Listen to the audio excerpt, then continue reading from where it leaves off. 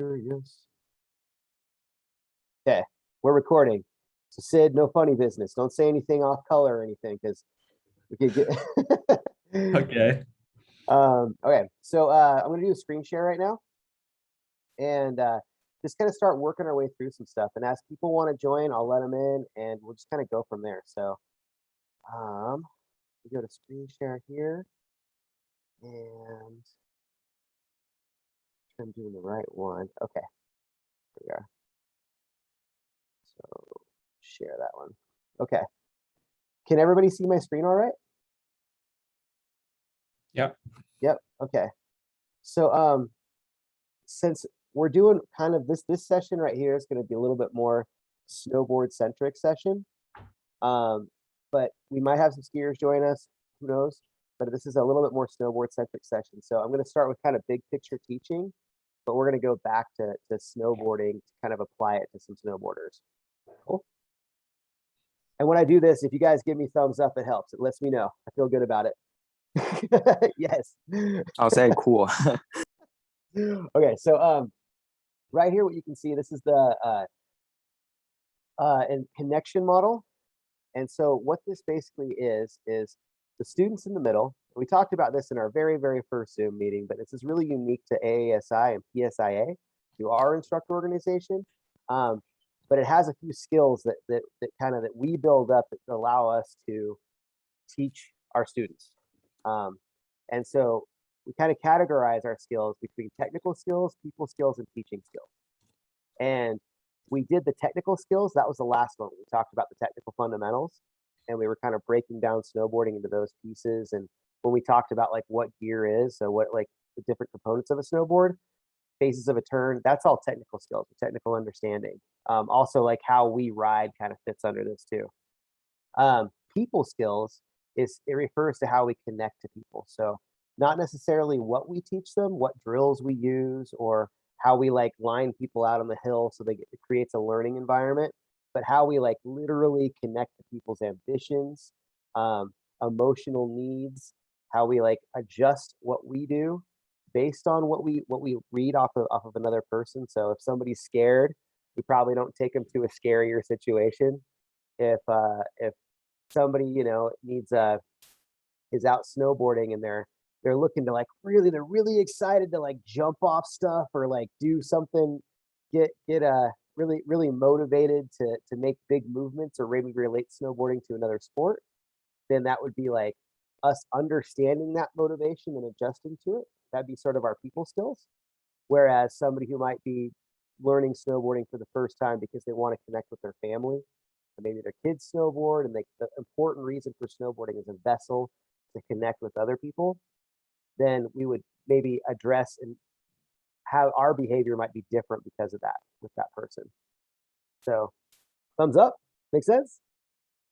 Yes, perfect. So people skills. So we're gonna talk a little about people skills today. Teaching skills is that part about what we teach. So how we organize a lesson, how we give feedback, and what we give feedback on. So how we give feedback.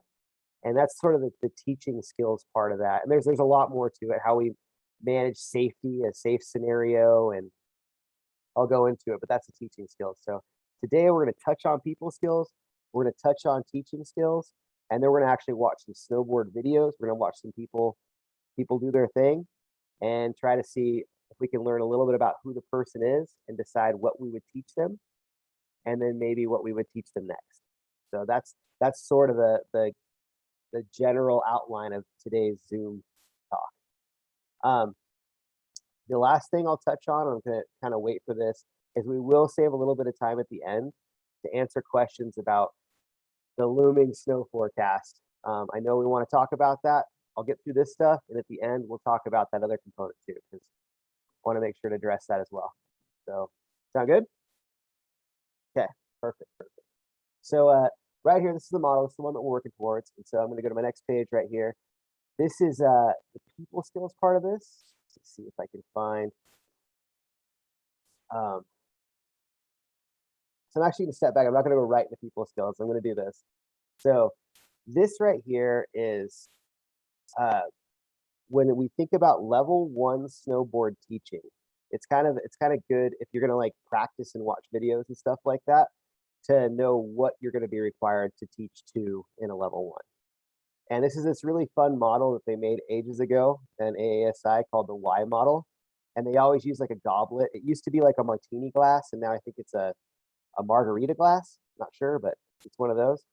Um, but essentially, this Y model, when it comes to level one, what we teach is the bottom part of this. So we teach the new rider, we teach them board performance, so how to manipulate their board through different body movements, and eventually to where they can turn, right? So once a new rider gets to where they can turn on like a green groomer or a blue groomed run, then they get to make decisions, right? So from there, they start making decisions like, what do they want to do? They want to do freestyle, free ride, or race. Like, so that'd be like carving, stuff like that. And then within that, there's subsets of like skills, right? So spinning, boxes and rails, jumps, half pipe, freestyle, yeah. And then but the first part of that would be like just on groomers, like would be spinning on a groomer, doing a butter, riding switch, stuff like that would be kind of the next set of skills. And then up from there, they can develop into steeps, bumps and trees, powder off piece. That's the free ride wing. And then carving, not really gates. Not many people do gates anymore, but that's still on this list. But it's there. Um, Border cross, but this is more like the trying to go real fast. And so, but what we're teaching in level one is the new rider up to turning. So, and some of this, maybe some of these skills right here, maybe some really intro to switch or maybe a butter, or how to ollie, something like that. So we're going to focus our practice on that, our teaching practice. So right here we have the teaching model, and this is kind of interesting. The teaching model looks a little bit different than this, but I really like this page right here. Is it starts with student makeup plus our behavior equals learning, right? Really simple. This is super duper simple. What our student is, we manage ourselves based on our student, and then they learn stuff, or we learn stuff together. So the first part of creating a good learning environment is getting to know your student a little bit, right? Like getting to understand their motivations, things like that, setting them up to learn well. That's kind of a blend of people skills and teaching skills, because we think about safety and setting them up can be part of that. But so right here, we just have some of the things that we would hit would be like characteristics and backgrounds. So I'm going to pull a question out, right? So Ziha, if you were to have a brand new person, just that boom, they're in front of you, and you're going to take them snowboarding for the first time. You know it's their first time snowboarding, so that's good. You don't have to ask like, how long have you been snowboarding? You know it's their first time. What might you ask about their background to make you better able to teach them? Like you mentioned, motivation. Mhm. Why do they want to learn snowboarding? They're like, are they into sports, other sports? Are there any other board sports? Are they physically active? And hobbies, and just talk. Make sure you build the Totally. trust. Yeah. Yeah. And so that does two things, right? For one, that shows that it helps you get information so you can better teach to that, right? They say like, hey, I work in an office for 50 hours a week. I like to paint pictures and do my nails, and I'm in the mountains to take pictures and look pretty so my friends can see them on Instagram. That's one motivation. Another motivation is, yeah, I mean, I love to hike. I'm an avid mountain biker, and I don't have a winter sport, and so I really want to see the mountains in the winter like I do in the summer, and I like to jump my mountain bike. Now you have an entirely different person that you're going to work with, right? Yep. And so that arms you with that knowledge, but also when you ask them questions like that, it just starts to develop trust that you're not you're speaking to them rather than at them. So whatever learning environment you build is going to be based on their needs. And so we're kind of doing two things at once. Another part of the student makeup is like learning styles and preferences, right? So Sid, so when it comes to learning, there's a couple of ways, couple of things that people are are drawn to in learning. And so a really easy way to think about this is there's people that like to watch, there's people that like to think about it, right? So to have a problem so they can think about it. There's people that just really like to do stuff, so they want to do snowboarding as fast as possible, and they don't want to listen to you a whole lot. And you think they're feelers. And there's people that like really like to feel, so they want to connect to sensations, that kind of thing. So learning styles, how would you discover what somebody's learning style might be, or predominant learning Um, I guess I would try um, each of the kind for a while and see which best works for the students. Yeah, exactly. So if you have a group of people, you kind of have to put all of them up there, right? Hmm. But maybe you have two people and maybe there's only two dominant ones, or maybe they align and they're kind of similar, right? Hmm. Yeah. And so at the start, you might be really like, this is what we're doing, explain it, demonstrate it, and Hmm. then review it. And then you might find somebody's like, as you're explaining, they're like checking out, like they're totally checking out. And if that happens, if they're Yeah. totally checking out, then you'll know that, hey, okay, I've just got to move with them. So maybe the tactic could change to like, follow me, we're going this way, or just Hmm. grabbing parts of their body and moving them around. And Hmm. I see that a lot, and it's really interesting as when you teach sports, when you have somebody that's a feeler, like that predominantly a feeler, they have to feel it. That all I can say all day long sometimes what I want them to do, and I can show them, but until I like can actually like grab their leg and push their leg into the front of their boot so their shin presses against their boot, they're gonna have a hard time connecting to anything that I say. It's interesting. Right. Yeah. Hmm. So cool, cool, cool. That's learning styles. Motivations, understandings, and desires. We kind of talked about that a little bit. This is a good one that we want to be able to hit, right? Emotional states. So, Marina, so I know you just hopped in here, but I'm gonna hit you with a question right now. So we're talking about learning more about our students. So, um, when it comes to setting somebody up for success in a learning environment, understanding how they're coming into it emotionally and matching yourself to their emotions is really important. Because if we get it wrong, if they're like deadly afraid and they're like, oh my gosh, there's so many people, what do I do? And your first thing is like, yeah, we're gonna go snowboarding. Oh my gosh, it's gonna be so fun. Like those two things don't match. That's not conducive to learning. So we want to create environment. Everything we do wants to like benefit the learning process. So how would you find out, what would be some cues to find out somebody's emotional state before they learn to snowboard, before they start? I mean, if I was an instructor, I directly talk with them. I ask, how do you feel right now? Do you feel excited, or do you feel a bit scared, or do you feel this is too much for you? Do you want to take some rest before we keep going, etc. I don't. I mean, I cannot read people's emotions from their actions, but I'll ask them to make sure they're okay emotionally, and like there's must be a sweet spot between like excited and also like too scared. So I want to find that sweet spot for the students. Nice. I like it. Yeah. So you take where their emotions are and then you put them wherever they need to be to find that sweet spot. I love it. I love it. Cool, cool. Okay, so Ziha, you kind of spoke to this one too. So I'm gonna go down. But C, um, there's on the last one we have right here. We kind of hit it. Actually, no, this is a better one. I'm gonna hit this one. So beliefs, attitudes, and values when it comes to like understanding our student, right? This is kind of a neat one, because this where we learn about somebody's beliefs, their general attitude, and what they value. We start to develop a basis to really build trust with that person, right? So, what are some things kind of at the get go that you might do to better understand somebody's beliefs, attitudes, and values? It's a tricky one. This is a super tricky one.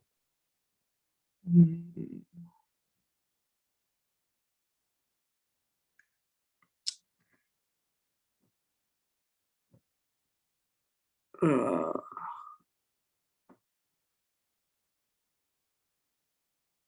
Let's just start with one of them instead of trying to hit all of them. Let's start with one of them. So attitude is something we can read, right? We can kind of see where they're coming in, like if they're coming into a situation with positivity, you know, like, yes, I am so excited to be out here. I cannot wait to learn from you. And I'm ready to go. I'm feeling great. Or they could come into the learning environment like, I just had the worst morning. My car slipped on the ice and I crashed into another car. I slipped in the parking lot. I fell down on my butt. And I don't even know if I want to be here, but I'm here and it was expensive. So that could be another attitude that somebody comes into a learning environment with, right? You with me?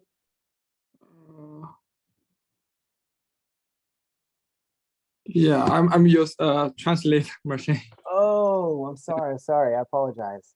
Yeah. Well, here we'll table it for a minute. I'll ask Howie the same question so you can listen along and have it easier to translate. Okay? Yeah. Josh, can you repeat the question again? Sure. So let's just pick one of them: beliefs, attitudes, and values. This is like what makes up a student, and the better we can modify what we do to those things, the better a learning environment and the better we're set up to develop trust with that student. So the better we are to create a learning environment conducive for them and also develop trust. So let's pick one here. I just kind of alluded to attitudes a little bit. Like you can have people that come into a learning environment where they're like super pumped to learn, or maybe they've had like a really, really bad morning. And so they're just coming in grumpy, right? So let's take the person that comes in grumpy. And the first thing they tell you is like, hi. And they kind of just, shrug their shoulders or down. They're just, you can see that they're grumpy. What are some questions you might ask them to better understand that attitude? I think I'll begin with like, what's wrong? And when they explain to me like the situations, like then show the empathy. We're like, oh, this sucks for you. I've been to similar situations as you, but this shouldn't ruin your snow day, something like that. Get them excited about like seeing snow, about what they're going to accomplish, and kind of like in a way like get them not to think about what happened in the past and more focus on learning like right now. And it's a kind of like more like a motivational speech for them. And so if someone is very pumped like the opposite way, if they're very excited, I'm a bit more worried about they getting hurt themselves because they're going to try a lot of like crazy moves. So then maybe tuning them down a little bit where like, yeah, safety first, these are the things that we want to watch out for. Here's some like ground rules to be safe. Don't try to go into those like gates or something if you try to hit them. That's kind of like looking after little kids, but sounded like looking after little kids, but it's kind of like that way.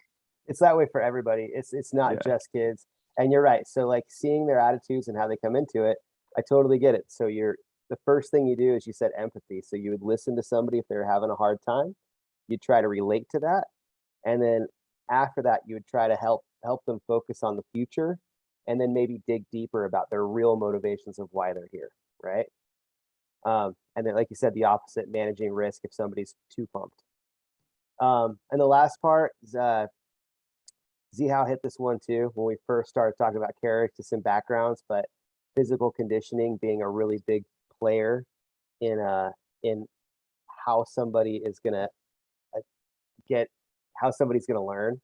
And I can just I want to share that I've gotten this so wrong before, where I've been out, and this was early on, and I was at the Burton Academy, and I was just like I was like one of the poster kids for the Burton Academy, and my lessons were like they were being watched and all that, and I got it so wrong. This gal came up and she looked incredibly fit, like just crazy fit, and so I just went right into super excitement because she was excited. Went right into super excitement. Here we go. We're going to learn to turn. We're going to see the mountains, so on and so forth. And I couldn't understand through the day, like how she was having such a hard time. And like 2 hours in, she just kept getting worse. So to my best teaching, she just kept getting worse at snowboarding. And I finally hit about 2 o'clock after lunch, I finally asked her like what she does in her life. And And at that point, she's like, I sit at a desk for 50 hours a week and she eats healthy and that's it. So endurance, none of it was there. So what I saw had no matching on her actual physical conditioning. And had I known that, I could have taken an entirely different approach. So kind of cool, kind of cool. So anywho, that's this. The student makeup is super duper important. That's why we talked about it. I sent you guys another sheet. I'm just going to share a different screen. So I'm going to do your sharing screen. So stop share and then share a new screen. I sent you this one right here. So I put this on the WeChat too. Can everybody see that okay? This one. So this goes kind of in it. It's a little bit more simple than the last thing we wrote, or a little bit a little bit more pared down. Is characteristics of background, learning preferences, motivations and desires, emotional state. So it's just a few of those things kind of pared down. Has a little bit more words underneath of it to kind of pick apart. But that's what this is. I'm going to go back to sharing the other screen. Share screen.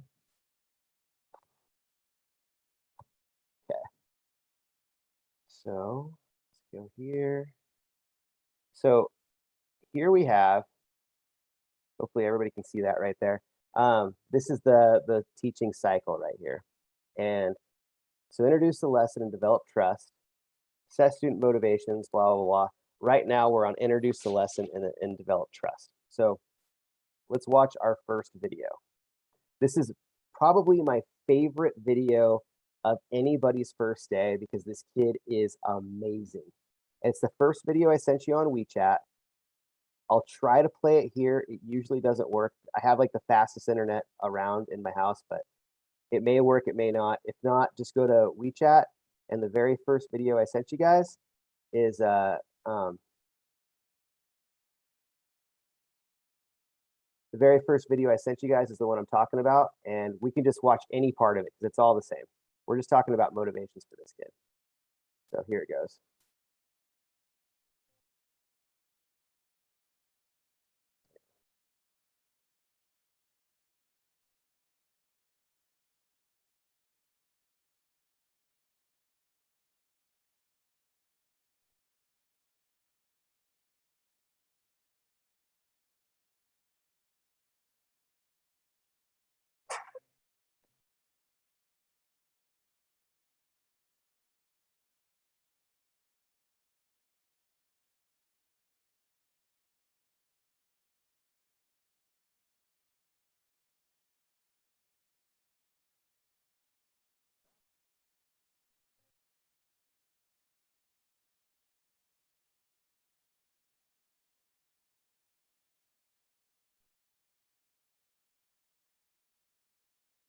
I just want to bring up, can everybody hear me okay? Throw a thumbs up if you can. Okay, I wanted to bring up one thing. Looking at him, it's a great place to see our student here. In equipment, is there anything in this student that you might change about their equipment? Right here, like looking at it, is there anything that like about what they've got going on that might need adjusted? Helmet. Okay, helmet's a good one. Yep, definitely for their motivations. You win. Oh, I feel You- like the tie is not, I mean, the shoes, it feels like there's some string out there. Is Yeah. that expected? no, that's not on purpose. Yeah. Okay. His shoes are very, very untied. So as we watch him ride, you know he's not got a helmet, so we're gonna fear for him a little bit. And then we also see these boots right here. So kind of watch what the result is in his riding because of these loose boots. We don't have to like fix his riding yet or anything. It's just this is such a good place to bring it up, so I wanted to bring it up. But just yeah, let's watch a little bit more of our dude here. This is literally probably my favorite kid on the planet. I've never gotten to meet him, but when I do, I'll tell you, I'm gonna buy him pizza. Okay. Here's a, oh, sorry. I gotta move my screen share thing because it keeps like getting in the way. Okay, here we go.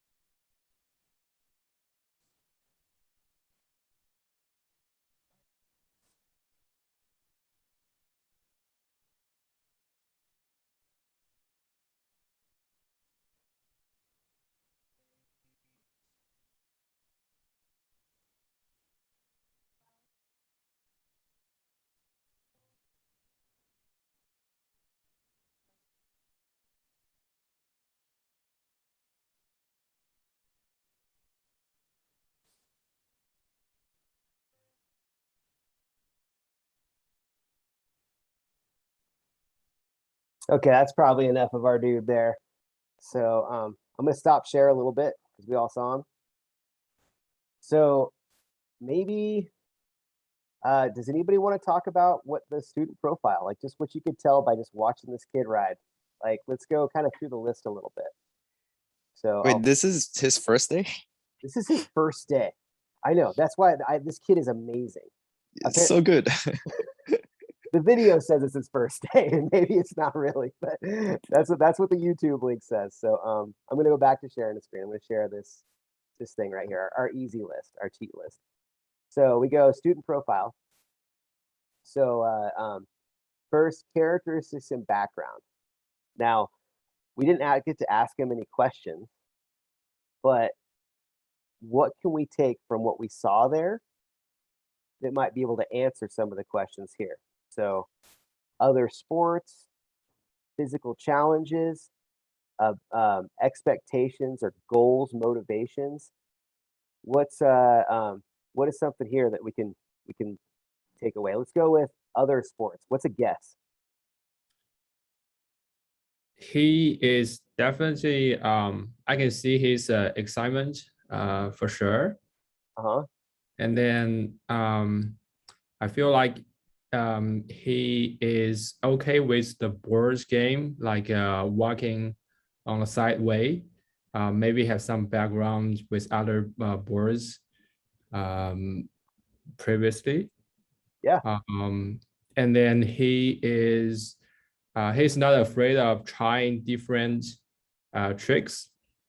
So I feel like he shows some like a goal to keep improving, not like someone just want to take selfie on the top of the mountain.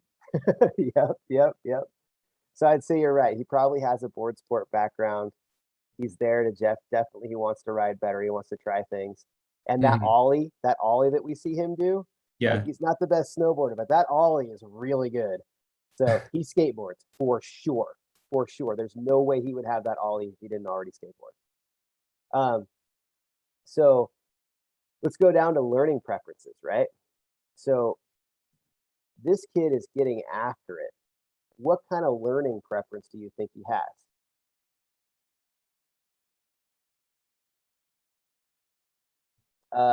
C. Can you see these ones? Learning preferences. So someone who does, someone who thinks, and someone who wants to listen. Which one of those do you think our student was be more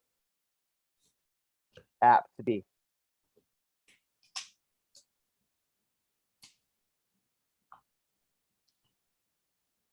I think he's a doer. Like he took a lot of adventures that I really don't want to try on my first day snowboarding.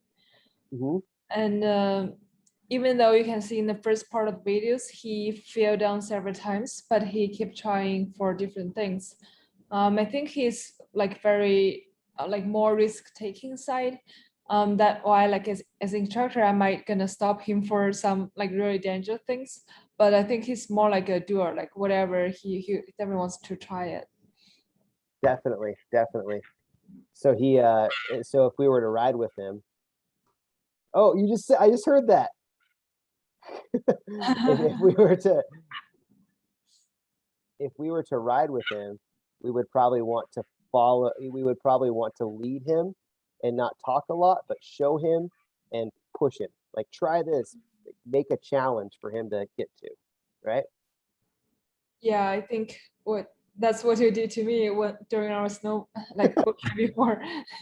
It was. Cool. So motivation, desire. So here we're going to zero it in a little bit. This kid has there's a bunch of clips of him riding on his first day. What is he doing mostly?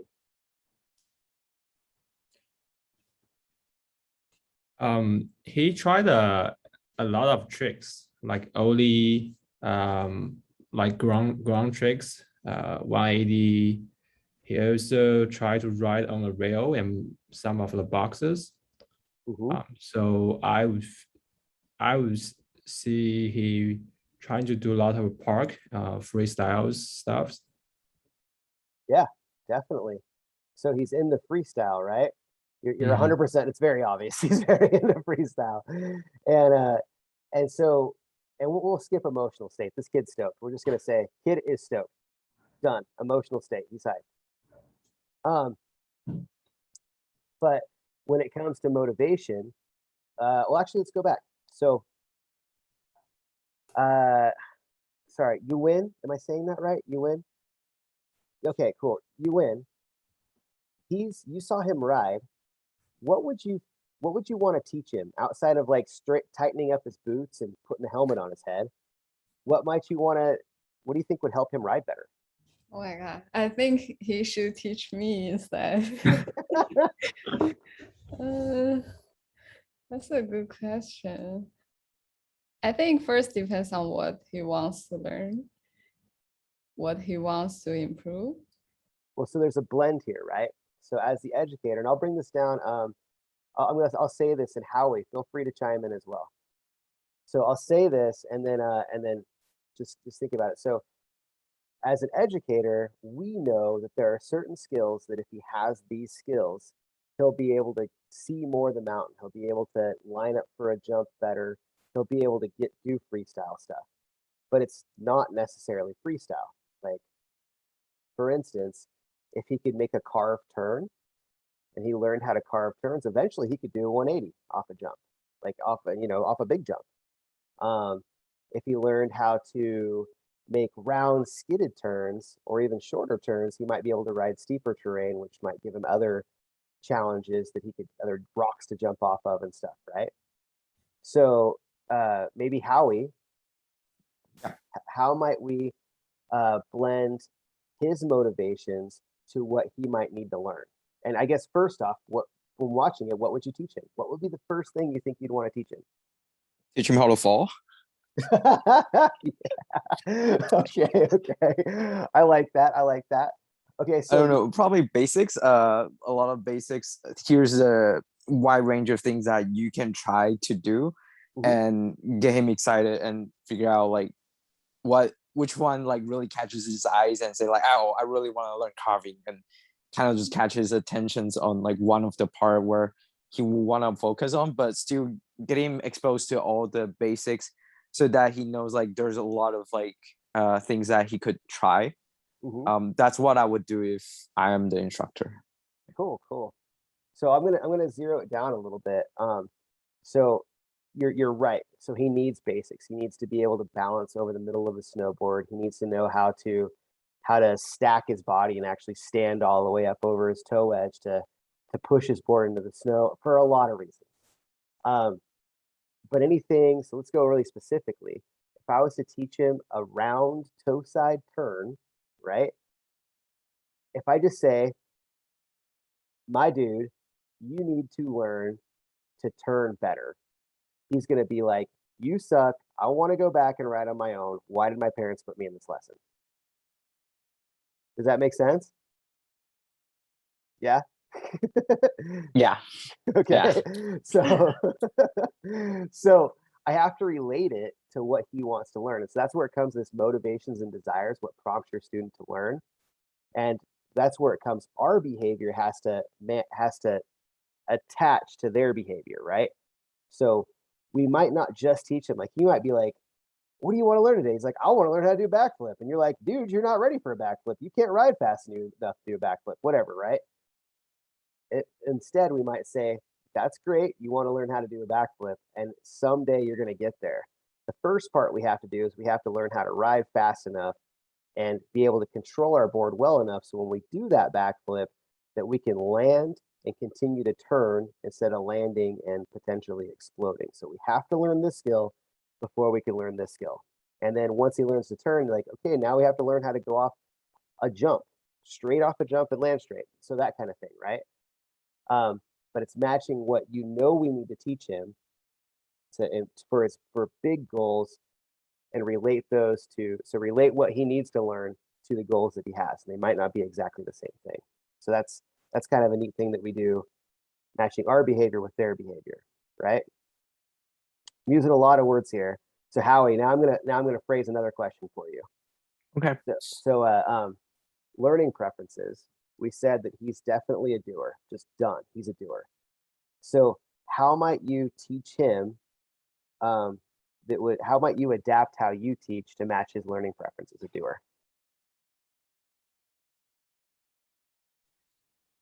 So if he's a doer, how might I adjust my teaching Yeah. style to a doer? Yep. Whew. Doer is hard because myself is a doer too. I just don't listen to people. I just do it. And but I think just kind of showing by example, but lead by example is one of it too. But also like get them to know like the fundamentals or like the theory behind it. It's like also important. So like kind of tell them like just explain to them like what's like mechanically it really works. It will help them writing. Like I know you're a doer, you can do a great job, but if you learn these like fundamentals or like these theory, it will help your writing so much if you think about this in your mind or something, or keep your body like in certain like formats or like adjust your body in a certain way. It will help you a lot. It's maybe just providing suggestions versus like here's a command and you do this. Yeah. I like that. I like providing suggestions. I totally agree with that one. Marina, so one of the things, if you watch this kid right here, one of the things when I think doer is I would try to give a doer a challenge. So I would challenge a doer, not in a way that's going to be unsafe, but in a way that's gonna help increase learning, but allow them to in some ways figure it out on their own and come up with questions. So watching this video, what's a challenge that you could give this kid that wouldn't necessarily put him at risk, but might have him coming back to you with like, I want to get the challenge, but how? And as soon as they ask how, then you can tell them or show them how, right? So what's the challenge? What do you think?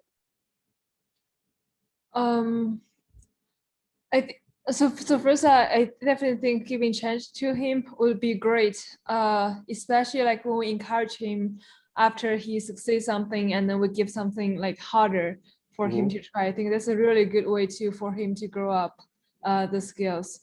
From the video, I think the reels, I think he still needs to improve a little bit. He's a little bit like out of the balance, even though he doesn't fall off on the reels at last. So definitely like give more, try more on the reels, be slow and be like get the balance right there, and don't like kind of tilt it here and there, and then kind of make people think it's pretty dangerous. And also probably some little jumps from the slope would be the next step. I would encourage we to do it together. Yeah, that's because from the video he seems to be a really good like free rider or people who like to play tricks. So definitely some small slopes would be helpful for the next step. But also for the riding part, I think his S-turns is still a little bit like not that consistent, I would say. Like it's sometimes he smash a little bit snow out there. Sometimes he's kind of really like kind of doing some really slow actions in the riding. So I would definitely like try more speed there and to see whether we can make the actions more consistent. Even though in the beginning we're gonna fall down, that's really pretty often like gonna happen. But I think give it more speed and make the actions more consistent. And also try to like, I'm not sure whether it's time for the carving, but I would say for the S-turns, I think that's a step I would encourage him to try. Cool. I like it. You're right. You're right. I think that you could almost relate those two. So we're going to go through the learning cycle or a little bit, creating a learning segment. So here's the model that's right in front of us. We're just going to look at the same thing here. So first is introduce the learning segment. This is after we've gotten to know our student. So this is now we know our student, we know their backgrounds, we know their motivations. So we're introducing a learning segment based on that, right? Based on what we already know. So first, this is from a discussion. So introduce the learning segment. So that would be like when you said boxes. So we're going to ride over boxes, and we're going to ride over boxes balanced, because that balance is going to make it so you can ride over other boxes. So maybe you watch the student ride over the box and you see exactly like what on that rainbow box. Let's take that one for instance. Like you see exactly where his body position might create risk, right? So if it was a longer box, like where he might fall, and that's assessing the tournament. So it's been assessing the student. So then after that, you determine goal or make a plan. And this doesn't just happen with you. This happens with the student. You're going to collaborate with the student and say like, hey, I see that you're bent way over and your head's way over your knees and you're on this part of the box. I don't actually think he was there, but I'm just saying what if he was, something like that. So your shoulders are way over your toes. And if this box was longer, there's a chance you could slip out and land on your face. That would not be fun. So I think it's going to be better if we ride this box in a taller position with your body upright. So that way, if you slip out, you slip your whole body and board going the same way. So that way you're not ending up on your butt or your face, right? So that's determine a goal, and he's got to buy into that goal. So hopefully he'll say, yes, I don't want to fall on my face. We can assume that. And so then together you make a plan, which is on that. So then the plan might be, okay, so the rainbow box, we're going to try to do a 50-50 over the rainbow box. And you're going to try to keep your body all the way upright. And then when you land, try to land with just bending your legs without bending your whole body down. So let's see if we can keep the whole thing. Everything's in the legs, but the body stays upright. He does that a couple of times. So that's teaching to the objective or goal, right? And you help him however you have to do that. And then now he's got that goal, it's happening. So the utilizing the principles of learning is where we might change the goal a little, like we might adjust it. So you see him go over the box a couple of times, upright, he's balanced. And now you might think, okay, well, maybe someday you're going to want to go to a box where you have to jump onto it. So now you're going to ride up and you're going to do a little hop onto the box and a little hop off of the box. So that might be where we adjust or utilize the principles of learning. It's kind of funny, but monitor and adjust is what I'm on right now. So monitor and adjust is where we might, okay, you've got that. Now we're going to add something to it. So now he's jumping on and off the box. And now it's time to take it somewhere else. So that's our learning segment. That was a lot of words, I know, out of me, but I'm trying to kind of, well, we've got a big picture here, and then we're gonna narrow it in on some other people, but that's sort of the big picture. So now he's jumping on and off the box. So this learning segment, we're not going to take him any further on the box now with going straight. So now you might say, okay, well, let's go hit a bigger box. But in order for us to hit a bigger box, we're going to have to go faster. And in order to do that, we're going to have to learn to turn more consistently. And then boom, you're introducing a new learning segment. Does that sort of make sense, Marina? Yeah, it does. Cool. Yeah, I think during the real teaching, I just cannot, like for some of the words or the terms that you say, like I don't know how to say it in English. Oh no, that's okay. So it might be better I just show him with the actions. So and that's just as powerful. And honestly, for him, you just showing him, you probably wouldn't have to say it either. If he was your student, you would do a 50, like, do this, be stacked, yes. And then okay. and then you would go back up and you'd run back up and hike up with him, and then you jump on it and he'd follow you, and you probably would have to use very little words to go through that same learning segment. And then you're like, hey guy, in order for us to go on bigger stuff, you got to turn better. And he's like, I do. And you're like, yes. And he's like, I want to go on bigger stuff. And then boom, turning lesson. So that sounds cool. That's gonna that sounds really encouraging. cool. So we got this. So now we move from the student profile, and then we put that into a learning segment. So this is our pattern for the evening. And we went from people skills to teaching skills, utilizing the teaching cycle. So let's go. I'm going to change my screen up. I'm going to share another video.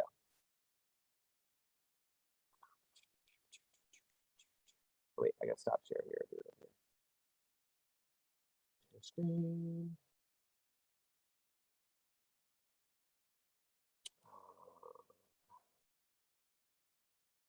Sorry, I apologize. I'm really bad at Zoom. So please bear with me here. Okay, so I'm back on the screen. We're not going to watch our dude. We're going to watch something else. So this is the second video that I sent you guys.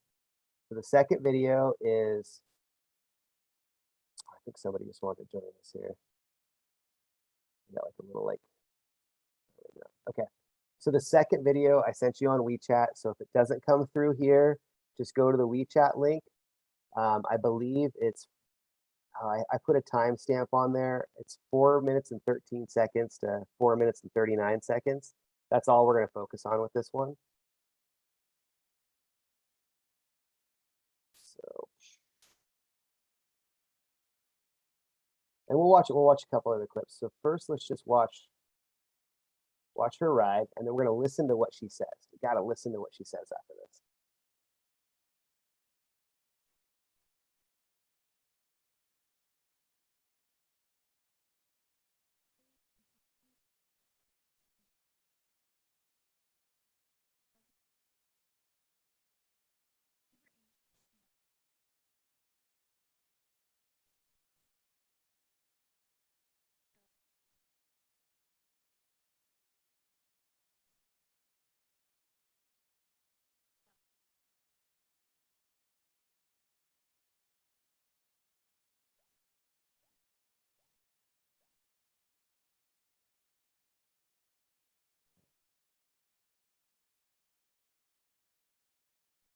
Okay, so I'm going to play that one more time, so I can give you guys time to play it on your own screens if you need to, if it's not coming out well.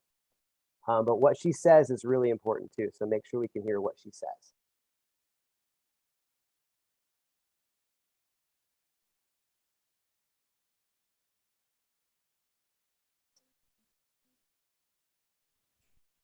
So I think somehow we can only watch the video, but there is no sound from the video. Oh, there's no sound? Oh, my goodness. Okay. Sorry, I I didn't know. So I'll tell you what she said. We'll watch it one more time, and then I'll tell you what she's saying. Let's watch her one more time so we get the. Actually, I'll tell you what she's saying, and then we'll watch her. That's better. Okay. So while she's riding, she's saying, "This is my second day snowboarding. My first day, I fell a lot, and my butt hurts really bad. So you can probably see in this video that I'm pretty scared. And I mean, I'm making it down, but I just want to switch to skiing for the rest of the trip because I know that a lot better. So I think I'll have more fun." And then she puts up, she's like, "I got some great selfies though." And then she puts up some pictures. So that's what she says. So I'll play the video again, but she says her butt hurts. It's day 2, and she wants to go skiing instead of snowboarding. Okay.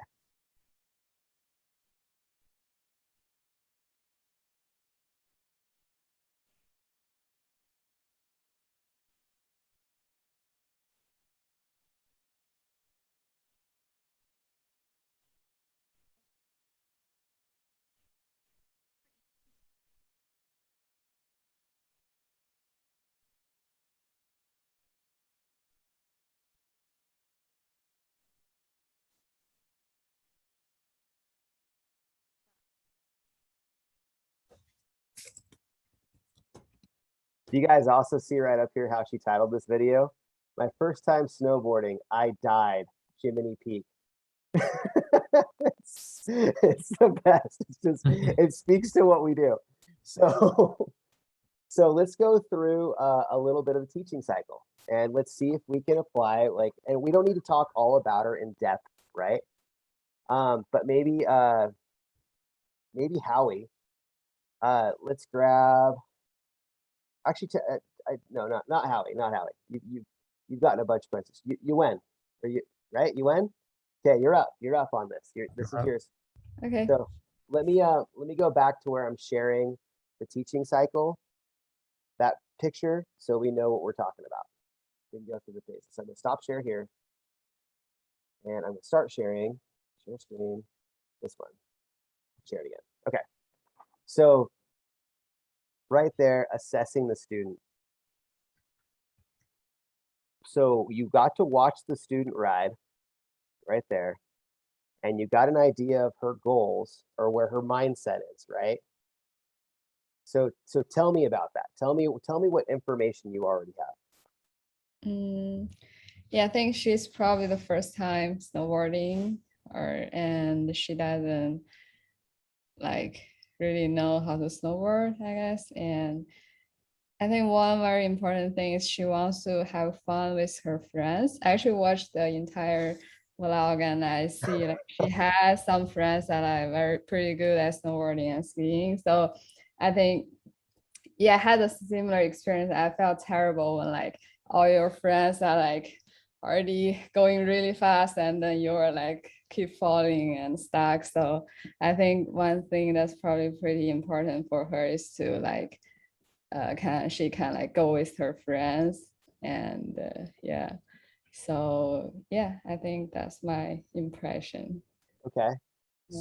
So she said at the end of that clip, she's like, I just want to go skiing. Like Yeah, I can ski better because I can hang out with my friends. But yeah. instead of her saying that, imagine that her friend, right after she said that, grabbed her and said, you know what? You're going to take a lesson, a professional lesson with you in, and she's going to be your instructor. And so now you got to teach her something, right? So what would you want her to learn? What do you want to teach her? Now you have her, you've seen her ride. Yeah. What does she need to learn? I think I guess first I will teach her how to fall, because I think, and at first I will teach her, I guess I will get her some bad path, because yeah, and then I will teach her how to fall. And I think she's doing the traverse. Is that called traverse? Or slide. Falling leaf. Falling leaf. Yes, uh, you're right yeah, on. That's exactly what it is. she's Yeah. doing the on her heel side. That's I think she did pretty well, and I'll probably teach her how to do it on the what's the front Toe side? side. Toe side. Yeah. Yeah. And then maybe I'll teach her how to making turns so she can connect the turns, I Well, guess. let's take the first one. So let's just take Uh-huh. toe side as Mhm. the learning segment. So let's run toe side Mhm. through the learning segment, because then turns would be a whole new learning segment because it's a different Okay. it's an Yeah. addition, right? Mhm, Okay. mhm. So then Zihao, toe side. That's what she's got it. You know it. She's got to learn it, right? So and say she bought into that. She's like, yes, I do want to learn toe side, but I don't want to fall. Right? Because you know that from her motivation, she said she's fallen. She's already wants to quit. She wants to go skiing so she can be good with her friends. So those are two things we already know. How might you convince her to work with you on toe side? How does that relate to riding with her friends?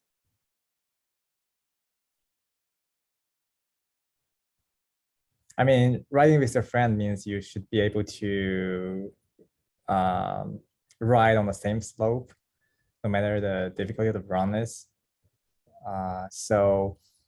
But board sliding on the toe side is more fundamental, I guess.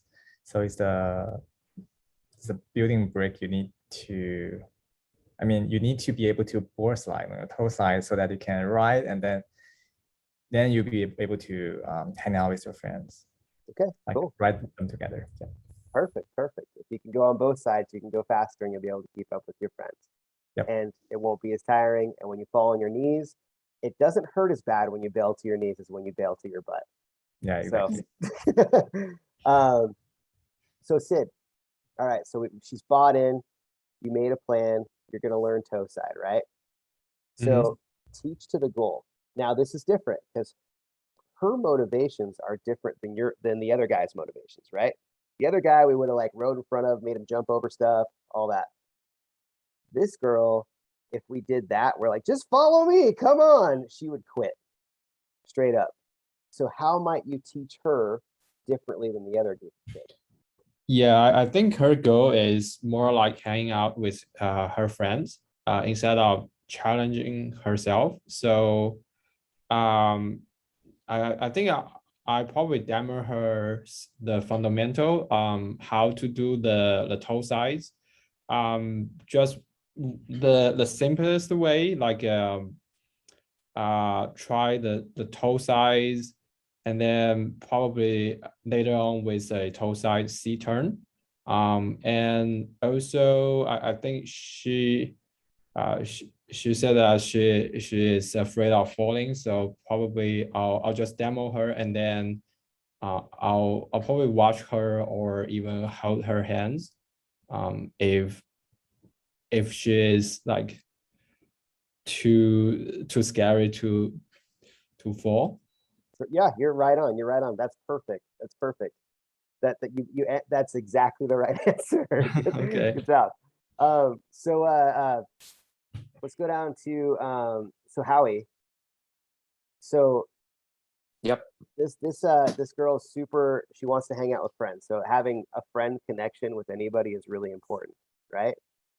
Right. So what are some other things, like this is where it goes, utilize the principles of learning. This is a huge statement right here. It's a huge statement. Utilize the principles of learning because it engulfs so many things that we can do to Mhm. impact the learning environment. Good, in a good way. So what are some of the behaviors you might have that would, because she's motivated to have fun with her friends and friends in general, what would your Become her behavior be friends? like? Yeah, become her friend. Yes, become her friend. So that's the right answer. But how would you do it? I think it's get to know her, not just really focusing on snowboarding, but more like at personal levels, like getting to know each other and get her loosen up and kind of like tell her like fun stories, hear things here and there, kind of just get her loose with like snow in general, and then teach her like some fun stuff, not just about snowboarding, but like things that you can do on snows, fun things that people do or share, and so then we'll get to know each other better, and also just listen to her fear and kind of like feel the same way that she felt and share like the story. I think she really remind me of my little sister.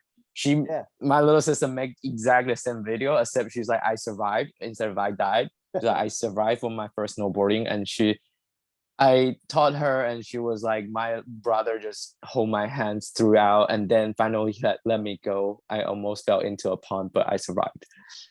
But I mean, it was with my sister, but we were kind of like friends when we were like really like snowboarding and get to know her fears, show the empathy. Like I was at exact same stage as you were before. It's not like I'm any better, or even in fact maybe I was worse than you, and kind of just get her to know that not everyone is Superman, or not everyone is like the first guy who is already very good on his first day. It really ease like the comfort zone much, the fear much lower. That's how I think my sister felt that a lot. Said like his brother was not really good at the beginning and even worse than her. And she was like, yeah, I can beat my brother or something, make it more fun. Yeah. Yeah. Cool. I love it. I love it.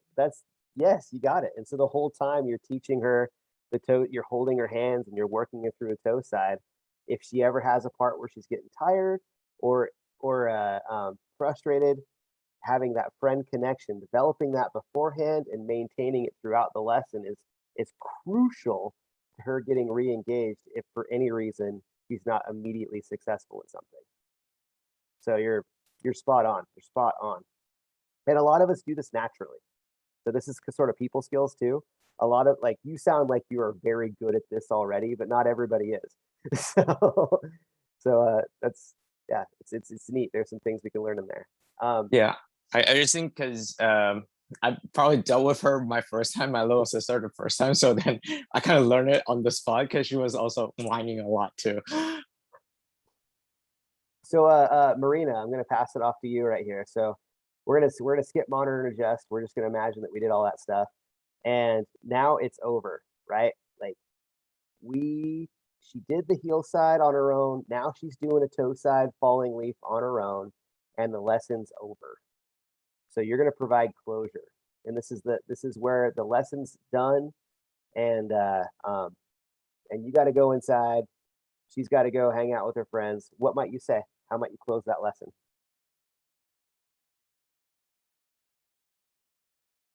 Oh, maybe Marina isn't here anymore. All right, Howie, you're up again. Yeah. Sorry. I zoomed out a little bit. What was the No. question?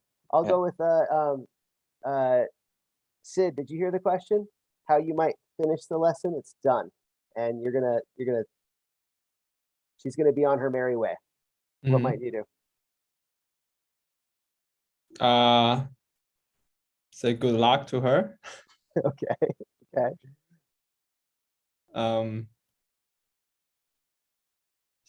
So you mean like the class is over and then Yeah. she are free to do whatever she wants? Yep. And so you taught her. The class Mhm. is over. She's doing her toe side a little bit. You guys Mm. were friends. So what are some things you might say at the end or do at the end to leave her with a positive experience that she can work with later? She can. I'll probably go with a few of maybe small challenges she might do by herself. Depending on like how she feel. Like if she is like super burnout and then she don't want to try anything, then I guess that's pretty down for her for that day. But if she feel okay and then want to still hang out with her friends, then probably she can try something a little bit new and then just challenge herself, and then that's probably I would say to her. Yeah. No, you're right. So I do this a lot in lessons. So if I had her and I told her like we got the toe side and I was holding her hand most of the time, right? And just at the very end, I was able to let go of her hands. And so and she was able to do it on her own. So what I might say to her is I said, this is an awesome day. Now you need to grab one of your friends because they owe you. They took you here. You need to grab one of your friends and they're going to be hands if you need it. But for tomorrow, you're going to try to get to where you can do this without any hands and all the way down the entire slope on your own. And Mhm. once you can do this all the way down the slope on your own, no hands, heels and toes, then you're going to come back to me for another lesson so we can connect again and I can show you how to turn. I guess it's yeah. No. So that's sort of that's an example of providing closure to the learning segment. So, and you were spot on. You would give her a challenge on her own. I just said it in specifics to her, but Mm. you said the exact same thing I said. so what I'm getting at here is we've just run through the learning segment twice, and we keep getting the answers right. So that's pretty awesome. You guys are already teachers. It's already happening. We haven't even gotten on snow yet. It's great. So I know we're getting a little long-winded here. I want to show you a couple other things on screen share. And in the last video, we've done this learning segment. I'll let you guys on your own watch the last video and apply this teaching cycle to the last video on your own. You can do it on your own. We don't have to do it together. So let me go back. I'm going to end screen share here and share something different.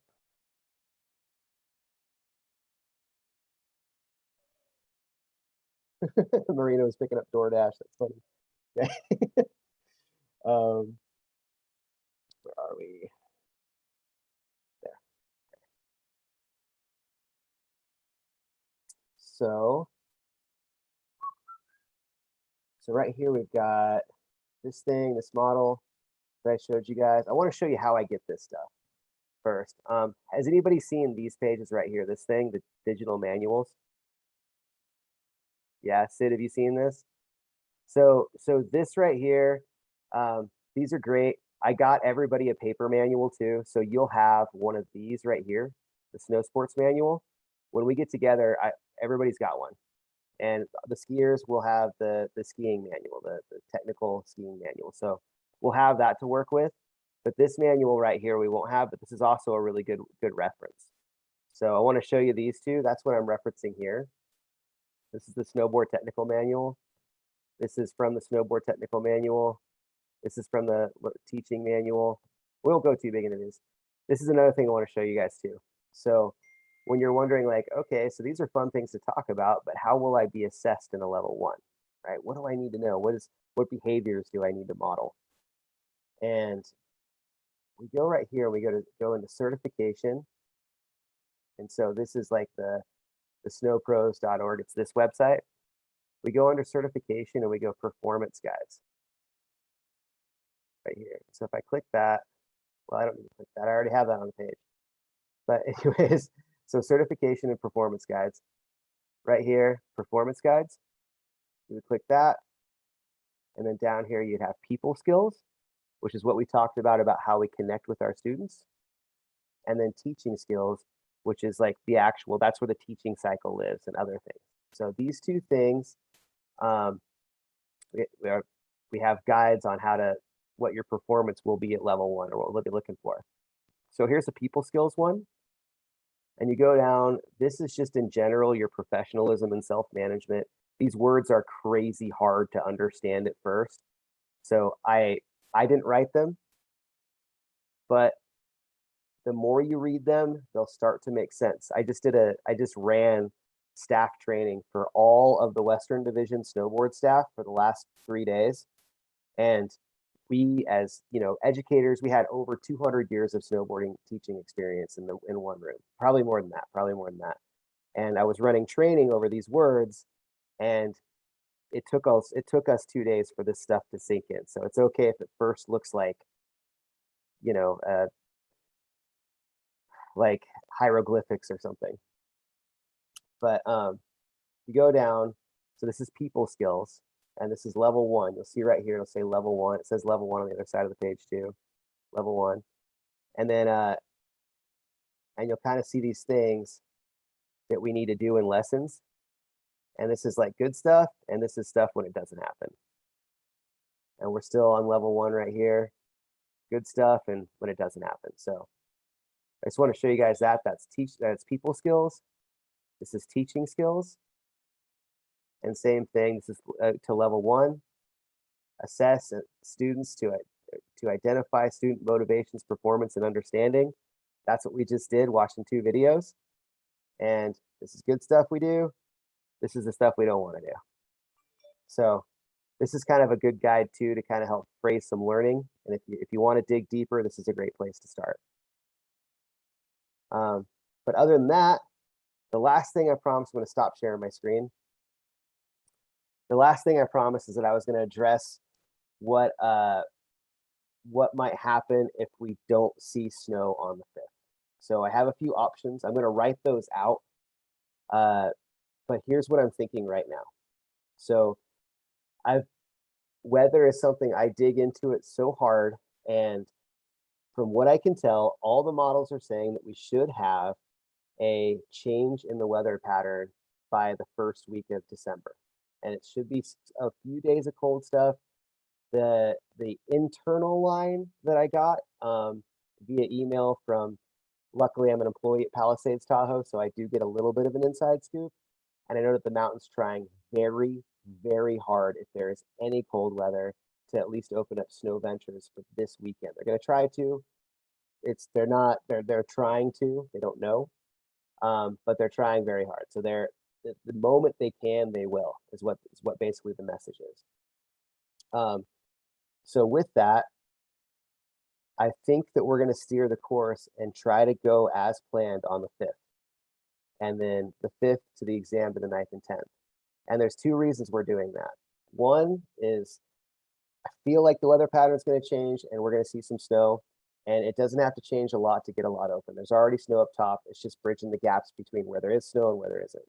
So that's one reason. The other reason is that for everybody that's to do that, we're going to have to, when we reschedule it, we're going to have to reschedule it for not the next week, but much further, because people have everybody that's going to work that, like be the trainers and run the exam, they have other things that are on their schedule the next week. So we're going to try for the 5th. Our alternate dates are going to be January.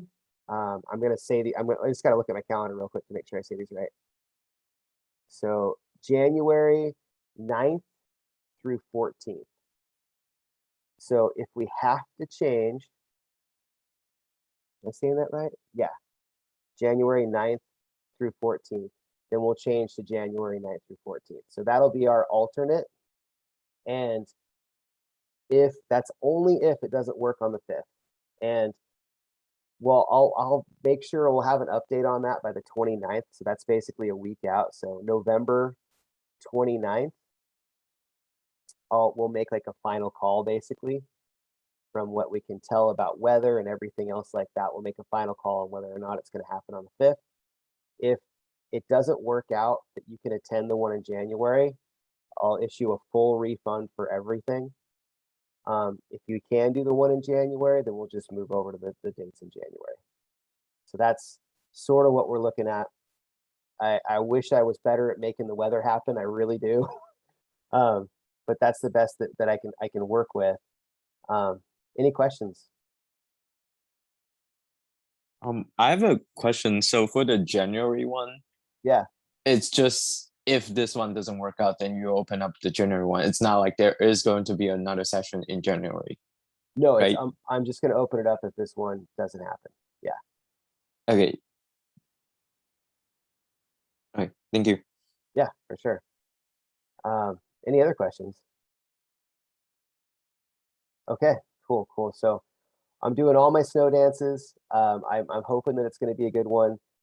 Usually, in my knowledge with Palisades or with that area, out of the 12 years that I've ridden and worked there, is that if we get 4 to 5 days of good snowmaking, they can open up Red Dog, Squaw Creek, and Snow Ventures. And if we get 2 to 3 feet of natural snow, which when we get a big storm, that's what we got in October. So if we were to get that and it was actually cold, we should have Gold Coast and Shirley Lake open as well. And then with about 10 days of snowmaking, we can get runs over at Alpine Open, which they're scheduled to open on the 3rd, and possibly even Mountain Run. So it could go really good, but I feel like it's better that we give it a chance to really see what the weather's going to be, and we should know that by the 29th. Okay. So yeah, Yeah. so what kind of like a slope are we going to ride? Are we focused on like the green one, or we'll go some like advanced slopes? We're only gonna ride black groomed terrain. I'm kidding. Only black runs. That's it. Okay, yeah, that sounds good. Yeah. No, it'll be half and half. So for the teaching stuff, we're gonna be focusing on green terrain. For carving, will be green terrain and what we have available. For some of the other tasks, so as it comes to like dynamic skidded turns, that will be applying to blue terrain. And if we have time and everybody's skills there and we want to push it beyond the level 1 standard, then if it's open, we might ride like dog leg on Red Dog, which is a steeper groomer. If it's open, we might challenge ourselves a bit. But when it comes to teaching, what we need is we need a blue groomed run, we need a green groomed run, and we need a lift. That's all we need to get to learn and do everything that we need to do. And we can go through all the fundamentals. We can get all the things that we need to be successful at this level 1 evaluation. Cool. Yeah. Cool. All righty. Well, without further ado, I'll let you guys go. I appreciate your focus here tonight. So thankful for it. And I'll give you an update on the 29th. And I'll also post this video so everybody who didn't attend can see our smiling faces on later. Cool. Cool. All righty. Yeah. Thank you. Thanks, Bye. Josh. Thank Bye. you. Bye.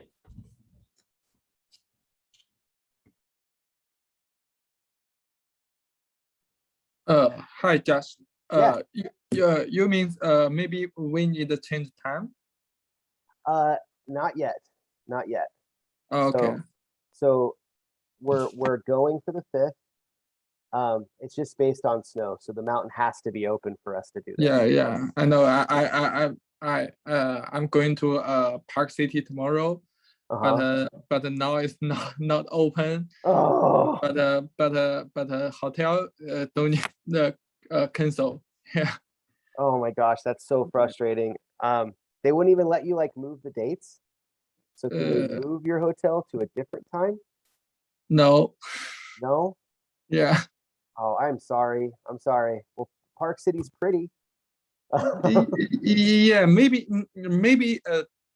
23 open. Maybe. Maybe. Yeah. But yeah, I will back December 1 good Tahoe. Yeah. Mhm. Yeah. Well, I'm hoping I'm very confident.